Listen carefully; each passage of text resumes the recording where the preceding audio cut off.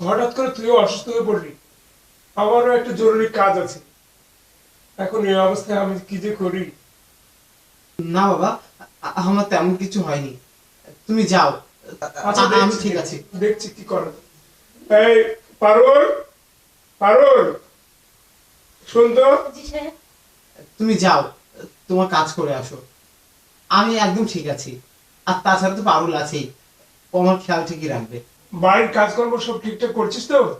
হ্যাঁ স্যার, ঠিক ও, করছি। হঠাৎ করে তোর ছোট শাটা অসুস্থ হয়ে পড়েছে, আমাকে আবার বাইরে যেতে হবে। তুই আর বাড়িতে না গিয়ে আজকে রাতটা এখানেই কাটাস। ছোট শাটার একটু ওই অসুবিধাগুলো দেখিস। আচ্ছা ঠিক আছে স্যার।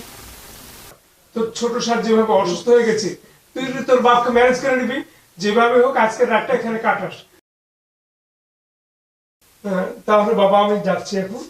আচ্ছা বাবা, যাও, ঠিক আছে। সাবধানে যেও। বুঝলি, তোর যখন যেটা লাগবে হুম। সেটা ওই আমি পালনকে সব বলে দেবো, সে সব ব্যবস্থা করে দেবে।